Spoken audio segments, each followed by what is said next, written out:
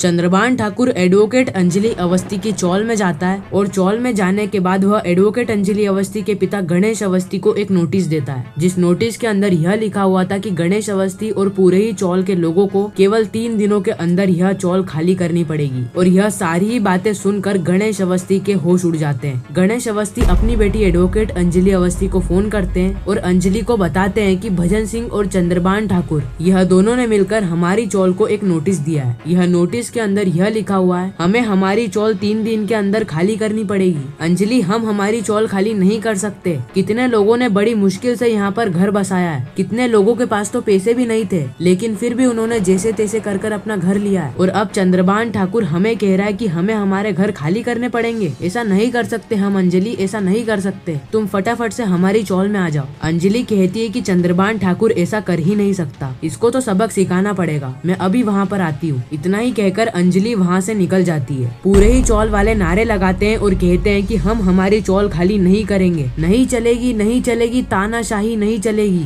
हम हमारी चौल को खाली नहीं करेंगे, नहीं करेंगे। गणेश अवस्थी चंद्रभान ठाकुर और भजन सिंह को चिल्लाता है और कहता है कि भजन सिंह, जब तुम घुटने के बल बैठकर ABCD सीख रहे थे ना, जब तुम A for apple, B for ball, C for cat कर रहे थे ना, तभी मैं कॉलेज में A for advocate, B for bachelor और C फॉर कैरेक्टर कर रहा था। और मैं तुम्हें बता दूं, अभी जो तुम केस लड़ रहे हो ना, वह केस तो मैं पहले ही लड़ के छोड़ चुका हूँ और ना जाने कितने सारे केस मैंने जीते हैं। और एडवोकेट अंजलि अवस्थी, मेरी बेटी ने अभी अभी तुम्हें कोर्ट के अंदर हराया है, भूल गए क्या भजन सिंह? भजन सिंह कहता है कि ज्यादा मुंह चलाने की जरूरत नहीं है। इतनी ही देर में वहाँ पर अंजलि आ जाती है और अंजलि चंद्रभान ठाकुर के साथ कुछ ऐसा करती है जिसे जानकर आपके भी होश उड़ जाएंगे। तो आखिर अंजलि ने ऐसा क्या किया, आइए जानते हैं आज के एपिसोड में। कहानी की शुरुआत में हम राजपूत परिवार को देखते हैं, जो कि अमन, अंजलि और वैभव से पूछ रहे होते हैं कि भैया कहाँ है, राघव सिंह राजपूत कहाँ है, हमारे पापा कहाँ है, हमारे बड़े पापा कहाँ है। अंजलि, तुमने तो वचन दिया था ना, तुमने तो वादा किया था कि तुम राजपूत परिवार की लाज रखोगी, और तुमने यह भी वादा किया था कि तुम राघव सिंह राजपूत को बेल दिलवाओगी। कहाँ है भैया, कहाँ है राघव सिंह राजपूत? महक कहती है कि बताओ ना अंजलि भाभी, कहाँ है पापा? इतनी ही देर में वहाँ पर राघव सिंह राजपूत आ जाते हैं। राघव सिंह राजपूत को देखकर पूरा ही परिवार खुश हो जाता है। सबसे पहले राघव सिंह राजपूत अमन के गले मिलते हैं, उसके बाद वैभव के गले मिलते हैं, महक के गले मिलते हैं, और यह सब हो जाने के बाद पूरा ही राजपूत परिवार राघव सिंह राजपूत को यह सरप्राइज देता है फादर्स डे के लिए। पूरे ही राजपूत परिवार को पता था कि अंजलि राघव सिंह राजपूत को तो बेल दिलवाने ही वाली है, इसलिए पूरा ही राजपूत परिवार फादर्स डे के दिन सज जाता है, पूरे ही राजपूत हाउस को सजा देता है। और जैसे ही राघव सिंह राजपूत घर के अंदर आते हैं, सभी लोग उनको सरप्राइज देते हैं, उनके साथ डांस करते हैं। राघव सिंह राजपूत अपने घर की सारी ही बहुओं को आशीर्वाद देता है और सबसे पहले आशीर्वाद देता है एडवोकेट अंजलि अवस्थी को, क्योंकि एक अंजलि ही है जिसकी वजह से राघव सिंह राजपूत को बेल मिल पाई है। अगर अंजलि नहीं होती तो पता नहीं राघव सिंह राजपूत जेल के अंदर अभी क्या कर रहे होते। खैर, अंजलि राघव सिंह राजपूत को बेल दिलवाकर आ जाती है। पूरा ही राजपूत परिवार बहुत ज्यादा खुश होता है। एक साथ मिलकर फादर्स डे का केक काटते हैं, एक दूसरे को केक खिलाते हैं, फादर्स डे का सेलिब्रेशन करते हैं। और राघव सिंह राजपूत यह सारी चीजें देखकर बहुत ज्यादा खुश हो जाता है। राघव सिंह राजपूत को बहुत ज्यादा खुशी होती है कि उसका परिवार उसके लिए इतना कुछ कर सकता है। और सबसे गर्व की बात राघव सिंह राजपूत को यही लगी कि एडवोकेट अंजलि अवस्थी ने मेरा साथ दिया। मुझे तो लग रहा था कि अंजलि मेरे खिलाफ ही जाएगी, लेकिन अंजलि ने तो बेटी धर्म निभाया, मेरा साथ दिया। इससे बड़ी बात मेरे लिए और क्या हो सकती है। पूरा ही राजपूत परिवार एक साथ मिलकर सेलिब्रेट करता है। अगले ही सीन में हम पंकज पुरोहित को देखते हैं, जो कि डॉक्टर साहब से CCTV फुटेज मांग रहा होता है। पंकज पुरोहित डॉक्टर से कहता है कि मेरे को CCTV फुटेज दो। डॉक्टर कहते हैं कि हम आपको फुटेज नहीं दे सकते। इंस्पेक्टर पंकज पुरोहित कहते हैं कि आप जानते भी हैं मैं कौन हूँ, एक इंस्पेक्टर को आप CCTV देने से मना कर रहे हैं। आप जानते नहीं है मैं क्या कर सकता हूँ। अभी 2 मिनट के अंदर इस केबिन को सील कर दूंगा और पुलिस की बात ना मानने के जुर्म में आपको भी जेल हो सकती है। डॉक्टर कहते हैं कि पहले आप मेरी पूरी बात तो सुनिए। हम आपको CCTV फुटेज इसीलिए नहीं दे सकते क्योंकि CCTV फुटेज पहले ही कोई लेकर जा चुका है। इंस्पेक्टर पंकज पुरोहित कहते हैं कि आपने पुलिस के अलावा और किसको CCTV दे दिया? डॉक्टर कहते हैं कि एडवोकेट अंजलि अवस्थी को। पंकज पुरोहित कहते हैं कि आपने एडवोकेट अंजलि अवस्थी को क्यों CCTV फुटेज दिया? इंस्पेक्टर पंकज पुरोहित कहते हैं एडवोकेट का काम है केस लड़ना और पुलिस का काम है इन्वेस्टिगेशन करना, और एडवोकेट अंजलि अवस्थी पद्मा के खिलाफ केस लड़ रही है और आपने एडवोकेट अंजलि अवस्थी को ही CCTV फुटेज दे दिया। पंकज पुरोहित एडवोकेट अंजलि अवस्थी को फोन करते हैं और कहते हैं कि अंजलि, मैंने सुना है कि आपने CCTV फुटेज लिया है, कहाँ है CCTV फुटेज? मेरे को CCTV फुटेज ला कर दो। अंजलि कहती है कि आपकी पुलिस जीप के पीछे जो इंस्पेक्टर साहब बैठे हैं ना, उनके हाथ में ही वह सीसीटीवी फुटेज है, जो सीसीटीवी फुटेज आपको चाहिए। अंजलि कहती है कि यह फुटेज मैंने लिया था, लेकिन इसके बाद मैंने आपके ही एक इंस्पेक्टर साहब को दे दिया था, क्योंकि मेरे को पता था कि आप इन्वेस्टिगेशन करने जरूर आएंगे। और देखिए पंकज पुरोहित सर, मैं आपसे पहले भी कह रही थी और अभी भी कह रही हूँ, राघव सिंह राजपूत बेगुनाह है और राघव सिंह राजपूत ने कोई भी गुनाह नहीं किया है। इंस्पेक्टर पंकज पुरोहित कहते हैं कि वह सारी ही बातें कोर्ट में करना, अब यह बात करने का समय नहीं है। इतना ही कहकर अंजलि फोन को काट देती है। जैसे ही अंजलि पंकज पुरोहित के फोन को काटती है, अंजलि को एक और फोन आता है, अंजलि की चौल से, क्योंकि अंजलि की चौल में एक और बखेड़ा खड़ा हो चुका है। जी हाँ, अंजलि के पिता गणेश अवस्थी को एक नोटिस आया है, जिस नोटिस के अंदर यह लिखा है कि आप लोगों को जल्द से जल्द यह चौल खाली करनी पड़ेगी। और यही है चंद्रभान ठाकुर की नई चाल। चंद्रभान ठाकुर भजन सिंह के हाथों एक नोटिस भिजवाता है, जिस नोटिस के अंदर वह पूरे ही चौल वालों को कहता है कि आप लोग जहाँ पर रह रहे हैं ना, वह जगह अवैध है, यहाँ पर आप नहीं रह सकते, आपको जल्द से जल्द अपने घर खाली करने पड़ेंगे, और अगर आपने घर खाली नहीं करे तो हमको जबरदस्ती आपके घर खाली करवाने पड़ेंगे। अंजलि यह बात सुनकर बहुत ज्यादा टेंशन में आ जाती है। इस ओर गणेश अवस्थी भी भजन सिंह को समझाने की कोशिश करते हैं कि आप प्लीज समझिए, हम हमारे घर खाली नहीं कर सकते।